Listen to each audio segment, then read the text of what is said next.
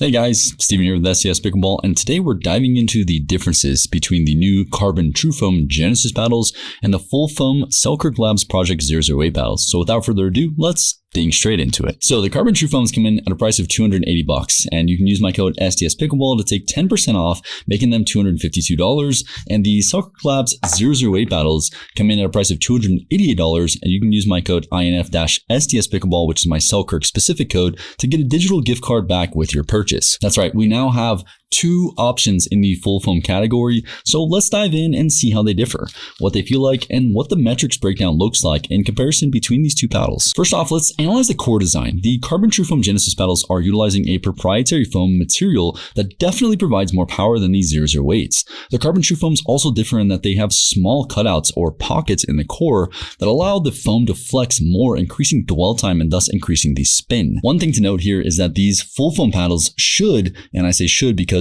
we don't have long-term results on these yet, but they should be far more durable than traditional polypropylene honeycomb cores in that there is no polypropylene cells to core crush. The foam core has no chance of core crushing, and if they construct these well, there shouldn't be any real chance of delamination either, so that's a big selling point of full foam for sure. If we look at the spin metrics between all these paddles, we can see that the 008s are behind in spin by about 200 plus RPM, with the 008s averaging in the 2100 RPM range and the CRBN TruFoams averaging in the 2300 RPM range. So the Selkirk 008s are utilizing one solid piece of foam with no cutouts anywhere to be seen, and the type of foam that they're using coupled with the one-piece construction of the foam core really creates a very different experience as far as feel goes. So speaking of feel, let's go back to power for a minute and discuss the general feeling off the face of these paddles. The new 008s are way more control-oriented than the TruFoams. I know, in my last meta-analysis episode, I said the 008s were all quartz, but I had only tried out the 10mm option, expecting these to be relative to the TruFoams, and was really excited about trying the thinner version of a TruFoam, and I was wrong. The 13mm and 16mm versions are clearly more control-oriented paddles, and I have played with all of these nonstop lately, trying to dial them in for you. These 008 paddles are clearly in the control category, leaning all court only when you add perimeter weighting via lead tape or tungsten tape. Shout out Braden from Pickleball Effect.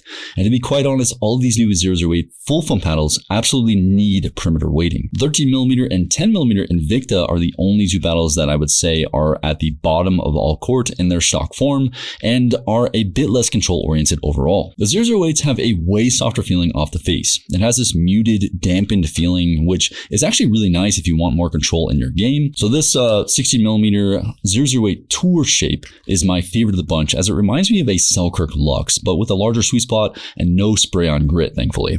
The 008 tour shape is for someone who likes to have a lot more control in their game, but still wants a 6-inch handle for two-handed backhand drops, dinks, and drives. I noticed with these paddles, I'm not getting Ferrari forehands, so the main strategy here is to do a drive drop, where you get the ball dipping over the net with less pace and make your way to the net. Sweet spot-wise, both the CRBN TruFoams and the Selkirk 008 paddles surprised me in that their sweet spots are definitely larger than expected. So over the years, I've seen a pretty relative correlation to higher stock twist weight yielding a higher stock sweet spot value.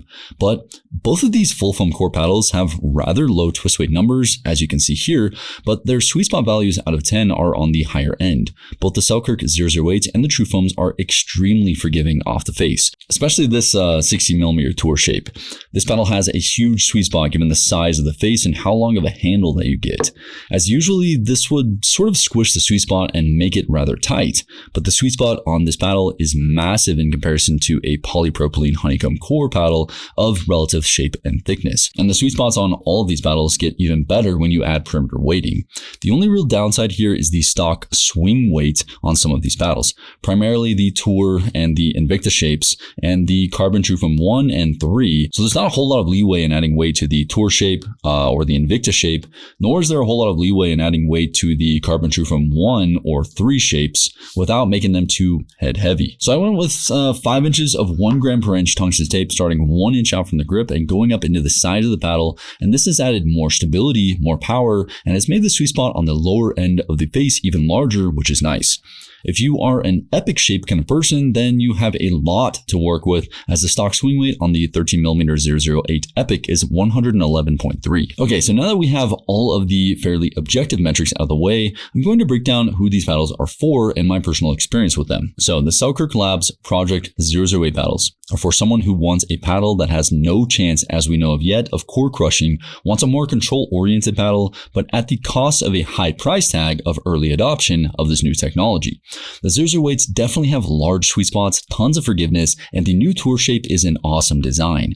You get the added control at the cost of less power and on some shapes less pop as well. The Carbon TruFoams are for someone who wants more power and pop, the highest spin numbers in the game right now, and also the durability positives that these 008s have as well. But with that power and pop comes the general lack of control overall. They have decent control, but with more power and pop always comes less control and vice versa. For me, the best option of the TruFoams is the Carbon TruFoam Genesis 2, as it has really solid metrics with a lower overall swing weight score, a higher twist weight score, and the highest spin of the 3 TruFoams.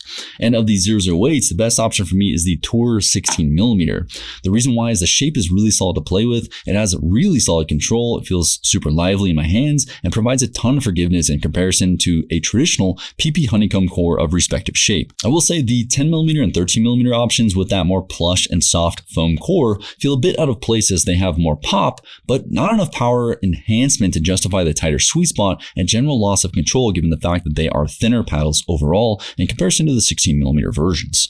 If you want more power and pop, I would suggest just grabbing a Carbon TruFoam rather than getting a thinner 008 trying to get that power and pop out of these paddles, as the 008s really aren't made for that type of playstyle. So let me know in the comments down below which one of these you're most interested in. I try to respond to as much as I can in the comment section, so if you have any questions or if you feel like I missed anything, let me know down below.